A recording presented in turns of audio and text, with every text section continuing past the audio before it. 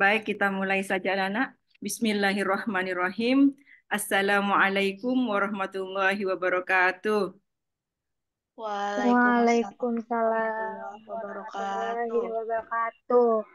Ya, insya Allah yang tidak dapat ikut dari awal, entah masih tidur atau misalnya nggak punya kuota ya, nanti Ibu bagi link YouTube-nya. Nah, untuk yang sudah bergabung, anak-anak siapkan LKS Fikihnya di dekat kamu. Jadi kamu sambil mendengarkan keterangannya Bu Inzil, kalian sambil lihat LKS-nya. Kalau ada yang penting, kasih garis bawah. Kalau ada yang mau ditanyakan, langsung ditanyakan ya. Boleh, kalau ketika Ibu menerangkan, kalian boleh motong. Ibu, saya mau nanya ini gitu, boleh. Angkat tangannya, nanti Ibu suruh apa namanya mengemukakan pertanyaannya. Oke, anak-anak, pada Zoom kali ini kita mau membahas tentang ketentuan khutbah Jumat. Nah, pada pekan yang lalu kita sudah belajar tentang sholat Jumatnya, syarat dan rukunnya. Sekarang kita mau belajar khutbahnya. Nah, sebagaimana Ibu bilang bahwa kalau orang sholat Jumat itu tidak melulu sholat Jumat, ya, tetapi sholat Jumat itu didahului oleh dua khutbah, ya. Khotibnya satu, cuman khutbahnya dibagi dua. Ada sesi satu, ada sesi dua. Ya, itu namanya khutbah Jumat. Nah, sekarang anak-anak, kita mau membahas apa perbedaan khutbah dengan ceramah atau tausiah. Nah, kalau ceramah atau tausiah, itu anak-anak tidak ada peraturan yang membuat ceramah itu tidak sah atau tidak atau batal ya. Begitu juga tausiah. Terserah dah siapa yang mau kasih tausiah, gimana caranya, kemudian dia mau mau bagaimana urut-urutannya terserah ya. Mau ceramah, mau nyanyi dulu, di tengah-tengah mau pantun, itu terserah. Tetapi kalau khutbah Jumat itu ada tata caranya. Mengikuti siapa? Mengikuti yang pernah diajarkan oleh Nabi. Jadi nggak boleh ngasal. Oh, ini secara susunan acara nggak bagus, harus begini dulu. Enggak. Ya, karena ini masuk dalam ibadah. Ikut ketentuan yang diterapkan zaman Nabi. Tidak boleh diubah-ubah sampai kapan, Bu? Sampai kapanpun. Tidak boleh dirubah-rubah, ya. Oke, yang pertama kita silahkan dibuka dulu halaman 9 LKS-nya, halaman 9, ya. Nah, kita mau membahas syaratnya dulu, ya. Jadi khutbah Jumat itu syaratnya apa? Supaya benar khutbahnya syaratnya apa? Yang pertama, harus dilaksanakan di waktu sholat duhur. Jadi, tidak boleh melaksanakan khutbah Jumat itu sebelum tergelincir matahari. Nah, kenapa tergelincir matahari, Bu? Karena waktu zuhur itu kata Nabi setelah matahari tergelincir. Ya, jadi ketepatan waktu ini harus dijaga. Tidak boleh kalau belum masuk waktu zuhur, khutbahnya dimulai. Bu, soalnya ada sesuatu yang genting, Bu. Misalnya mau ada serangan, Bu, dari mana misalnya ya. Misalnya dalam keadaan perang, Bu. Soalnya takut ada serangan. Jadi misalnya jam 11 mulai aja, Bu, gitu. Nggak boleh. Karena apa? Belum masuk waktu zuhur. Ya. Nah, nomor satu. Nomor dua, khotib itu hendaknya berdiri. Ya, jadi anak-anak diutamakan khotib yang mampu berdiri. Misalnya nih, ya, ada beberapa orang di satu kampung yang memiliki kemampuan untuk menjadi khotib. Nah, misalnya ada dua orang ya. Yang satu orang itu lagi sakit. Misalnya lagi sakit apa ya? Misalnya kakinya bengkak, nggak bisa berdiri. Nah, secara jadwal khotib sudah ditentukan. Ketika jadwal yang sakit itu Jumatnya, misalnya Jumatnya akan datang, jadwal khotibnya adalah khotib yang sakit, yang nggak bisa berdiri, dan khotib yang satunya lagi bisa berdiri, maka yang apa tuh namanya, yang diminta untuk menjadi khotib adalah yang mampu berdiri. Bu, udah enak, Bu, sudah dijadwalkan. Bu, ya, nggak, jangan bilang nggak enak ya. Masalahnya ketika masih ada pilihan yang bisa berdiri, maka yang diutamakan adalah yang bisa berdiri. Ibu, gimana kalau misalnya satu daerah? Yang bisa jadi khotib cuma satu orang. Dan yang satu orang itu lagi sakit. Sakitnya kakinya bengkak. Misalnya apa tuh namanya, asam urat. Dia harus duduk. Ah, kalau terpaksa ya nggak apa-apa karena nggak ada pilihan, ya. Tapi kalau masih ada yang bisa berdiri, yang bisa berdiri. Makanya laki-laki ini harus belajar dari sekarang, ya. Wallahu a'lam anak-anak gedenya nanti kayak apa. Ya, ada yang waktu MTS itu kelihatannya kayaknya nggak potongan ustadz, gedenya jadi khotib, ya jadi imam gitu ya. Mudah-mudahan yang laki-laki kelas 7C sama 7D ini soleh-soleh semua. Ustadz-ustadz ya, ustadz-ustadz semua ya. Banyak duitnya walaupun kerja kantoran tapi kalau disuruh khotib siap gitu. Nah, yang ketiga, khotib itu harus duduk di antara dua khutbah. Nah, Ibu sudah menjelaskan pada pekan yang lalu ketika kita tatap muka bahwa khotibnya satu, khutbahnya dibagi dua, dua sesi. Ya, ketika salam sampai duduk itu namanya khutbah pertama. Setelah duduk berdiri lagi itu khutbah kedua sampai selesai. Ya, makanya diutamakan yang bisa berdiri supaya ada bedanya antara khutbah pertama dan khutbah kedua. Nah, kalau khotibnya duduk, khutbah pertama duduk, khutbah kedua masih duduk. Terus pemisahnya apa gitu, Nana? Tapi ingat ya, dalam keadaan normal. Tapi kalau misalnya memang tidak ada lagi, ya udah nggak apa-apa daripada tidak sholat Jumat. Tapi kayaknya kalau di Indonesia, karena mayoritas penduduknya Islam itu banyaklah yang bisa menjadi khotib. Ada banyak pilihan ya untuk apa namanya menjadi khotib yang bisa berdiri sehingga tidak kesulitan. Ini yang Ibu bilang tidak dalam keadaan tidak normal itu di daerah-daerah minoritas Muslim. Misalnya di luar negeri yang itu yang orang Islamnya sedikit, yang bisa khotib sedikit. Sudah sedikit, misalnya satu orangnya lagi sakit gitu. Gitu ya. Tapi kalau di Indonesia, insya Allah tidak akan terjadi. Kenapa? Karena banyak orang Islamnya dan banyak yang bisa jadi. Yang ketiga, Nana, khotib suci dari najis. Yalah, apanya Bu yang suci dari najis? Badannya. Ya, makanya disunahkan sebelum sholat Jumat itu mandi dulu. Mandinya mandi sunnah, diniatin. Niat saya mandi sunnah hari Jumat ilahi ta'ala. Ya, bajunya kemarin sudah dijelaskan.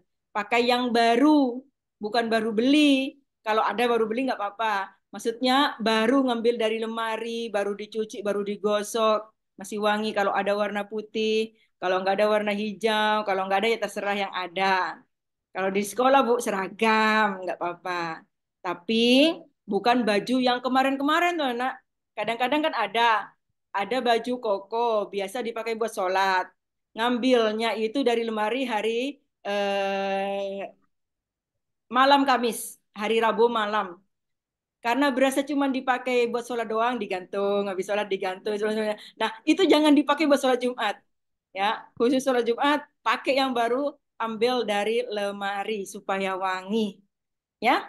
Nah, terus apanya lagi Bu yang harus suci? Tempatnya. Kalau bawa sajadah, sajadahnya harus suci. Nah, biasanya kalau apa tuh namanya di masjid-masjid apa namanya di Indonesia itu ada karpetnya, ya karpetnya itu sudah dibersihkan dan disucikan sama takmir atau marbot masjid, ya. Tapi kalau misalnya di lapangan Ibu darurat Bu, misalnya nih ya, kalau contohnya 7E itu kan lagi ini katanya Jumatan di tempat apa tuh namanya anak tambang emas di Freeport gitu. Nah, itu Bu udah ada Bu karena penduduknya itu banyakan orang Papua kan non Muslim gitu kan ya ada bule-bule juga. Nah, orang Islamnya itu udah punya masjid Ibu gitu. Gimana? Ya, berarti masing-masing bawa sajadahnya yang suci gitu aja enggak apa-apa. Namanya darurat ya. Tapi menurut Burumzil ya, selama Indonesia itu masih berpegang teguh pada Undang-Undang Dasar itu anak, ada pasal 29. Orang Indonesia itu yang beragama dijamin kebebasannya untuk menjalankan ibadahnya masing-masing. Artinya kalau misalnya Jumatan mau pergi ke masjid, itu insya Allah dikasih. Ya, insya Allah. Tapi ibu nggak tahu juga kalau di Papua, karena begitu kan ya. Nah, mudah-mudahan kamu ini anak ya, hidupnya dewasanya nanti di daerah yang mayoritas Muslim, yang dekat sama masjid. Jadi nggak susah tuh untuk urusan ibadahnya. Ya. Kemudian khotib menutup aurat. Iyalah, ya. Nggak usah dibahas nih kalau di Indonesia. Alhamdulillah. Ya, bajunya bagus, pakai gamis, pakai sarung, pakai koko, pakai sorban, pakai itu juga, ya kan? Nah, kan di daerah-daerah tertentu, ya, yang mengalami keadaan tertentu juga, misalnya lagi perang nih, kayak di Israel, misalnya, ya, misalnya ada pemukiman penduduk yang kena bom, ya dibom sama inian sama Israel di Palestina tuh. Nah, ya orang pemukiman di Palestina dikena bom, akhirnya rumahnya penduduk itu pada hancur-hancur, termasuk baju-bajunya nggak ada. Nah, yang tersisa misalnya nih ya cuman baju, ya eh, baju atau misalnya kaos gitu kan ya, kemudian celananya pendek. Nah, maka kalau misalnya bantuan tidak ada dan baju yang ada pun yang lengket di badan yang lagi dipakai itu anak, ya nggak apa-apa, ya seadanya. Yang penting menutup aurat. Auratnya laki-laki yang mana, Bu? Dari pusar sampai lutut. Berarti di atasnya pusar dan di bawahnya lutut itu harus ketutup, ya. Nah, alhamdulillah kalau di Indonesia tidak ada masalah. Mudah-mudahan aman terus dan apa namanya eh, punya baju semuanya ya buat menutup aurat yang apa namanya menunjukkan takdim kepada Allah ketika melaksanakan sholat. Ya, Indonesia alhamdulillah. Ya. Tapi seandainya nih ada bagian di negara Indonesia yang Muslim kena bencana, hancur Bu semuanya Bu, rumahnya Bu. Termasuk harta bendanya juga nggak ada. Udah gitu Bu, nggak ada yang bantuin. Atau ada yang bantuin tapi masih terhalang Bu, belum nyampe ke tempatnya. Sementara hari Jumat harus sholat. Ya udah seadanya aja nggak apa-apa.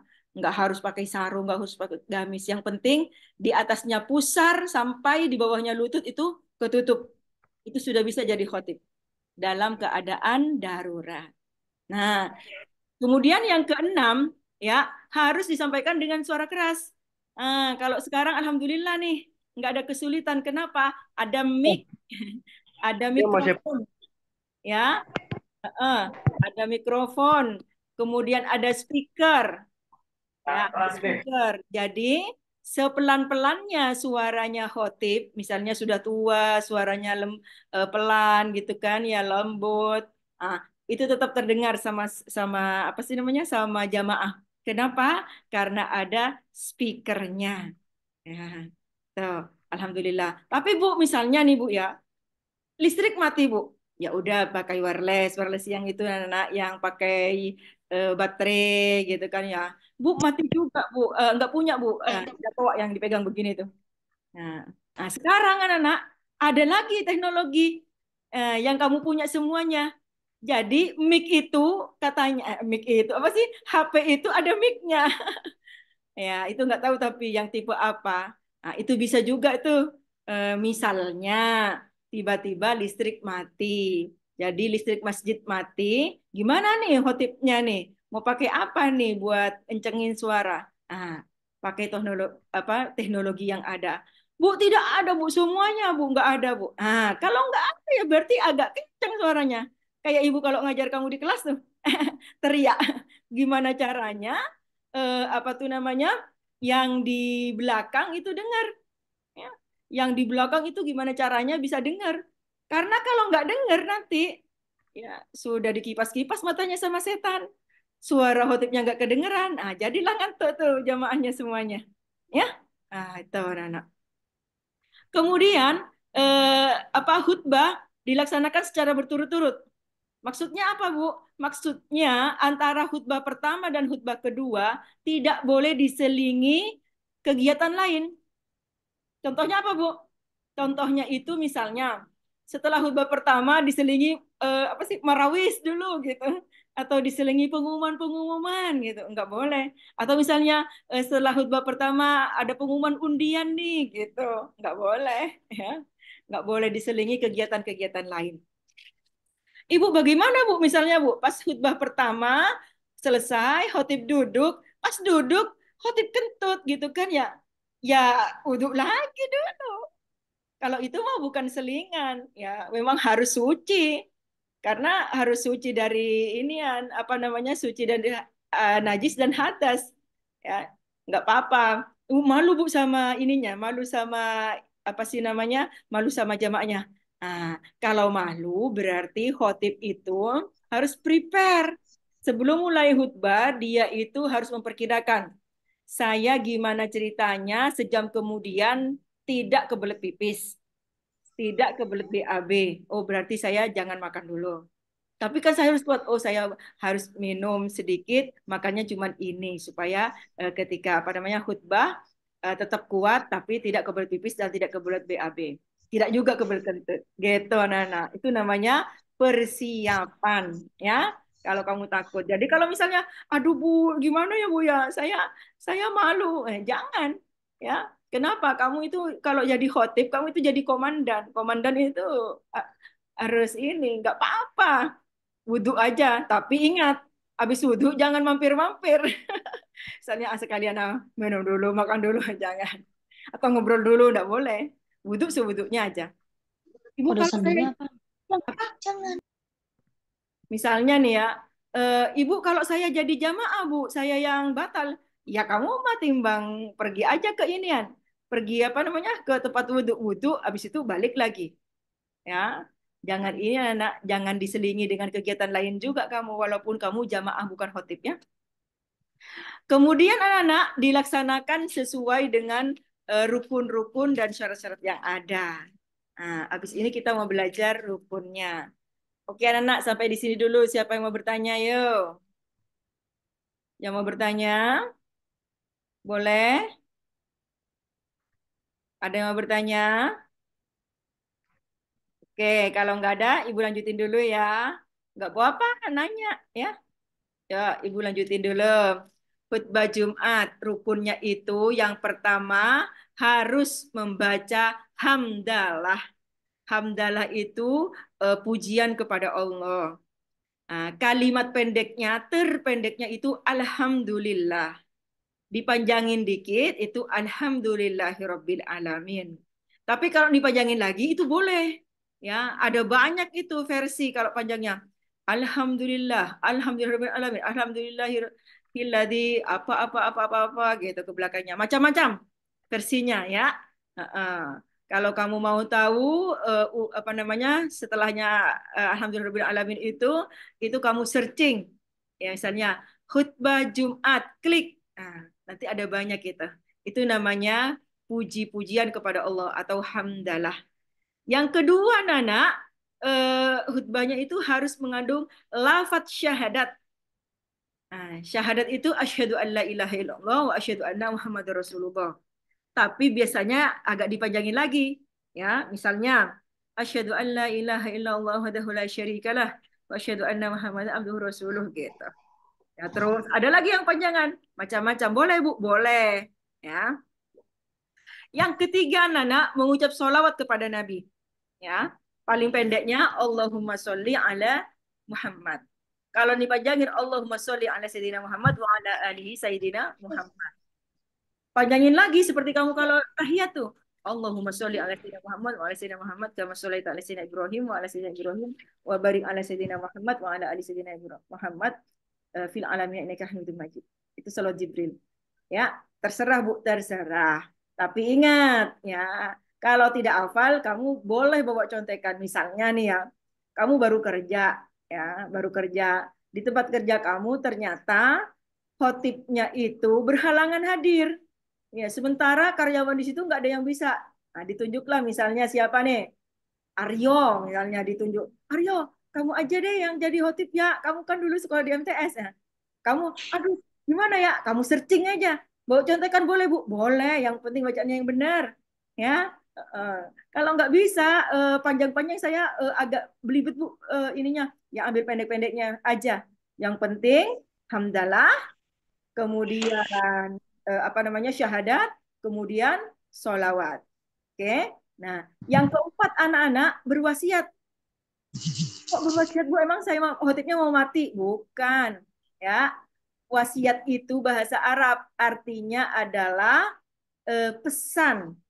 Jadi ada pesannya, ada visi misinya tuh anak-anak.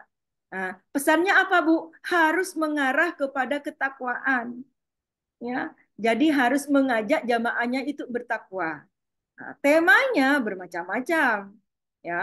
Disesuaikan dengan apa biasanya Bu? Dengan keadaan. Misalnya nih ya, sekarang kan akhir-akhir bulan Januari ini di Indonesia itu Februari pertengahan mau ada pemilu. Misalnya nih, mengajak orang Islam supaya tidak terpecah belah, supaya tidak saling menghina, mengajak umat Islam supaya saling menghormati, gitu kan ya, tidak berbicara bohong, tidak hoak, tidak mau fitnah. Nah, itu dicarikan tuh materi-materinya, ya. Nah, diarahkan ke situ. Itu temanya. Jadi bermacam-macam, tapi tujuannya semuanya untuk bertakwa kepada Allah, untuk menjalankan perintah Allah dan menjauhi larangan Allah. Berarti larangan-larangan Allah yang harus dijauhi misalnya apa? Bohong, fitnah, hoax gitu ya. Menghina itu tidak boleh. Nah, itu dipilihin. Setelah itu apa, Bu? Setelah itu adalah dibacakan ayat Al-Quran. Nah, ayat Al-Quran ini kalau ustadznya sudah mahir ya, udah ini, udah profesor ibarat kata ya, udah pinter lah, udah alim ulama. Nah, itu biasanya ayatnya disesuaikan dengan tema. Jadi kalau tadi membahas tentang tidak boleh berkata bohong, maka dicarikan ayat yang menerangkan bahwa kita dilarang berkata bohong. Kalau misalnya temanya tidak boleh menghina, dicarikan ayat yang isinya itu manusia dilarang menghina manusia yang lain, gitu anak. Ibu, saya kan ini baru Bu, khotib baru itu juga mendadak Bu, gitu kan ya. Ya udah nggak apa-apa. Kamu hafalnya apa yang di luar kepala? Yang juz 30, 29 apa 30, Bu? 30 gitu ya. Ya udah Al-Ikhlas, Al-Ikhlas juga nggak apa-apa. Ya, yang penting harus ada ayat Al-Qur'an yang dibacakan, ya. Oke. Dan yang terakhir adalah membaca doa. Jadi itu unsur-unsur khutbah anak-anak. Harus ada di khutbah. Nah, doanya Bu, ya doanya kamu ngafalin lah. Kamu kan udah diajarin sama Bu Rumzil. Ya, suruh ngafalin doa paling enggak doa setelah zikir, setelah sholat. Ingat ya doa ya, bukan zikir. Doanya yang Allahumma ya.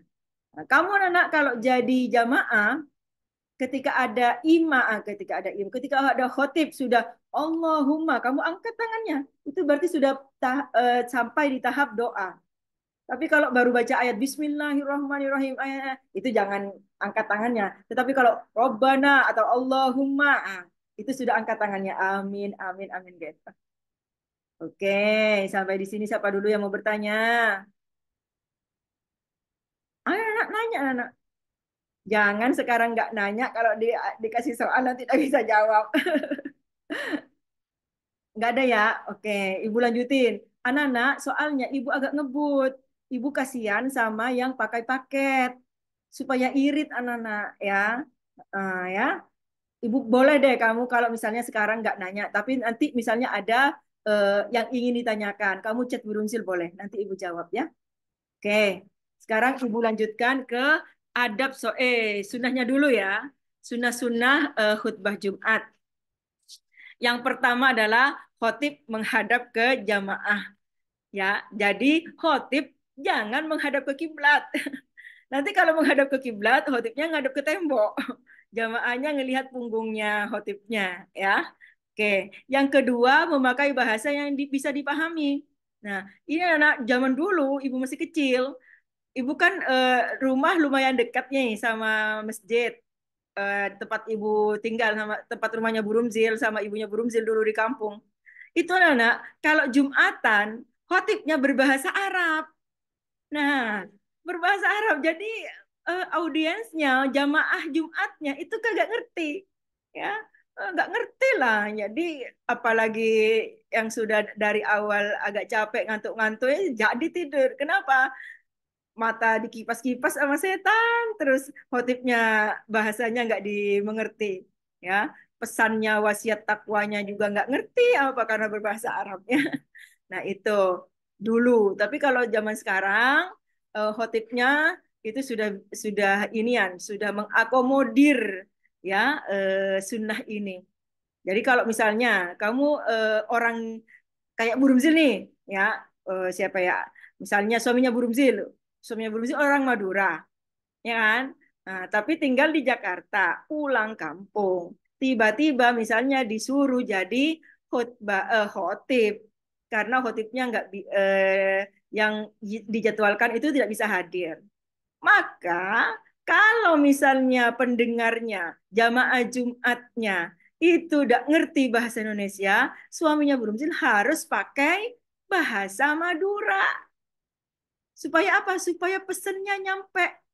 Kecuali di bagian-bagian yang tidak yang memang tidak berbahasa Madura, misalnya tadi ya baca hamdalah, ya hamdalah alhamdulillah, ya baca sholawat Allahumma sholli ala Muhammad, syahadatnya asyhadu alla ilaha illallah, terus jangan jangan semuanya dibahasa Indonesiain, ayatnya juga Arab, maksudnya di wasiatnya tuh anak ya. Kalau misalnya kalian nanti kalau kuliah anak itu ada yang seperti apa namanya, kalau ibu zaman ibu namanya dulu KKN, kuliah kerja nyata, pergi ke desa-desa gitu anak-anak.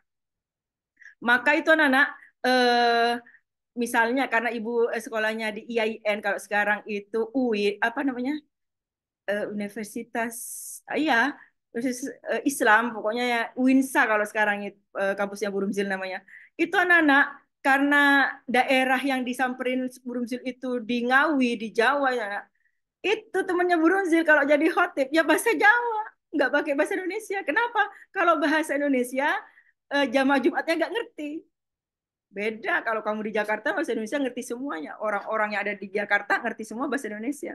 Tapi kalau di kampung-kampung masih ada yang nggak bisa ngerti, yang nggak ngerti bahasa Indonesia. Ya, itu maksudnya. Kemudian anak mengucap salam pada awal khutbah. Jadi ketika apa namanya mau dimulai itu, Assalamualaikum warahmatullahi wabarakatuh gitu. Ya, ya, yang lengkap. Ibu, gimana Bu kalau misalnya saya takut salah Bu? Misalnya saya pertama kali jadi khotib, bawa contekan ya, baca salam, kemudian hamdalah, kemudian syahadat, baca solawat, baru mulai itu wasiat takwanya. Habis itu baca ayat, berdoa gitu anak-anak. Bawa contekan nggak apa-apa. Iya, daripada nanti salah ya. Kalau pengalaman pertama. Kemudian anak-anak khotib apa namanya berdiri atau ada di posisi yang lebih tinggi dari jamaahnya. Nah, kalau sekarang ada mimbarnya namanya. Ya, kayak kamu tuh anak-anak di Masjid MTS lantai 1. Nah, itu nggak usah dikasih mimbar, nggak kenapa Pak, langsung mic gitu, langsung berdiri di atas tuh. Yang stage kayak gitu, kayak panggung pendek itu. Nah, mudah-mudahan kamu nanti haji dan umroh semuanya ya. Itu anak-anak kalau kamu ke Masjid Nabawi, kamu insya Allah sampailah ke Raudhah. Kamu nanti bisa melihat setinggi apa dulu Nabi itu mimbarnya. Nah, mimbar yang ada sekarang itu memang bukan mimbar zaman Nabi. Sekarang itu kayaknya udah dibikin dari emas, tapi posisinya dan eh, modelnya itu sama Nana dengan yang zaman Nabi. Tinggi, tinggi. Kenapa Bu tinggi Bu? Ya kan nanti ketika khutbah harus didengerin sama orang banyak. Kalau sekarang nggak begitu tinggi, nggak kenapa-napa, ada mic. Tapi kalau zaman dulu harus tinggi supaya apa? Supaya suaranya lantang, gelombang suaranya itu bisa ditangkap ya apa jamaah paling belakang lah istilahnya. Ya, tuh. Bu, nggak ada, Bu. Ini sudah inian misalnya hidup di pedalaman suku Dayak misalnya. Dayaknya non Muslim, Bu. Nah, ini baru ada misalnya sekitar 25 orang masuk Islam. Mau ngadakan sholat Jumat, nggak punya, Bu. Nah, ya enggak apa-apa. Ini kan sunnah, ya. Nah, kalau enggak kamu ambil dengklek, tahu dengklek nggak? Bangku kecil tuh yang bisa dinaikin. Nah, itu. Yang penting lebih tinggi aja, ya. Dicuci dulu supaya suci, ya. Kemudian anak-anak tema khutbah disesuaikan ya. Jadi jangan ngarang. Misalnya apa tuh namanya, eh, misalnya di masyarakat mana gitu kan ya, di masyarakat misalnya di Munjul nih ya, di masyarakat Munjul, kemudian tema khutbahnya itu eh, menceritakan bagaimana caranya kalau misalnya hidup di kutub utara, di kutub utara itu sholatnya begini begini. Nah, nggak sesuai kata jamaahnya, ngapain saya diceritain caranya orang sholat di kutub utara gitu kan ya, saya aja hidupnya di Muncul gitu. Jadi disesuaikan dengan kebutuhan masyarakat pada saat itu, perlu diingatkan apa, perlu apa namanya, dikasih materi apa, perlu dimengertikan soal apa gitu. Kemudian anak-anak, yang terakhir, khutbahnya sedang, tidak panjang, tidak juga terlalu pendek. Ya, disesuaikan. Ya, kalau 7 menit itu terlalu pendek. 10 menit lumayan. Yang paling sedang itu 15 menit. Tapi jangan ngelantur juga. Gara-gara misalnya jago ceramah, khutbahnya panjang banget. Aduh, kata jamaahnya, aduh ini kok nggak selesai ya. Saya kan abis ini harus ngajar lagi yang guru. Saya abis ini kan harus buka lagi pasar. Mau jualan, kata pedagang. Ya, saya harus narik angkot lagi, kata yang supir. Jadi harus dipertimbangkan ya. Jadi satu tema saja yang dibahas, mendalam tapi selesai, tapi nggak panjang waktunya gitu. Oke, sampai di sini ada yang mau bertanya dulu? Nggak ada lagi. Kamu nggak tidur kan anak? Arjuna, Arjuna biasanya kamu nanya. Nggak, Arjuna. Ya udah, ibu lanjutin ya. Dikit lagi ya. Oke, adab sholat Jumat. Nggak boleh ngomong, harus mendengarkan. Bahkan mengingatkan orang yang ini juga nggak boleh, yang lagi ngobrol. Kenapa? Karena itu akan fakut lawat gitu ya, kata Nabi. Ya, maka akan sia-sia. Jadi kalau ada orang ngajak ngobrol, diam. Diajak ngobrol, jangan jawab. Ada orang ngobrol, jangan juga kamu mengingatkan. Karena kamu juga akan lawat, kamu akan sia-sia. Artinya kalau apa namanya, khutbah dimulai, maka kamu harus diam, mendengarkan, ya, jangan diam tidur. Kemudian memperbanyak doa, anak-anak, ketika khotib duduk di antara dua khutbah. Itu waktu yang mustajab. Ibu sudah menerangkan ketika bab zikir dan doa. Biasanya itu apa namanya, muadzinnya mengingatkan, bukan memimpin doa, Allahumma, maka kamu amin. Bu, saya kan mau berdoa juga selainnya yang di doain sama muadzin, kamu tambahin sendiri. Itu waktu yang mustajab. Ya. Nah, yang lain-lainnya sudah Ibu terangkan ketika membahas tentang sunnah-sunnah sholat Jumat. Nah, sekarang siapa yang mau bertanya? Batalnya itu. Jadi batalnya itu ketika kamu ngobrol. Ada yang mau bertanya? Yuk, kalau nggak ada yang mau bertanya, buka semuanya kameranya, yuk. Buka kameranya semua, udah mau difoto sama Ibu. Yuk, 1, 2, 3. 1, 2, 3. Yuk, satu lagi. 1, 2, 3. Oke, anak-anak, kalau tidak ada mau bertanya, sampai di sini Ibu akhiri, mudah-mudahan menjadi ilmu yang bermanfaat ya. Seandainya ada yang mau ditanyakan, boleh di-chat sama Bu Rumzil, nanti insya Allah Ibu jawab. Ya, kalau tidak ada pertanyaan, Ibu tutup apa namanya, dengan tugasnya. Kamu harus mengerjakan PG-nya, nanti disalin ke Google Form yang akan Ibu kirim. Ya, oke, sampai di sini. Assalamualaikum. Waalaikumsalam. Makasih, Bu. Yuk, Bu, Bu, Hoi. Burmzil, untuk Tujuh ntar jam 1 Zoom lagi, Bu. Enggak lah, ini sudah pelajarannya. Oh, bareng nggak berarti, Bu? Iya, karena kamu kan inian, kepotong inian, kepotong apa, duhur. Ya, Iya, Bu. yuk. Ya, Waalaikumsalam sih, Bu. Assalamualaikum. Makasih, Bu. Assalamualaikum. warahmatullahi wabarakatuh. Udah ya. Yo.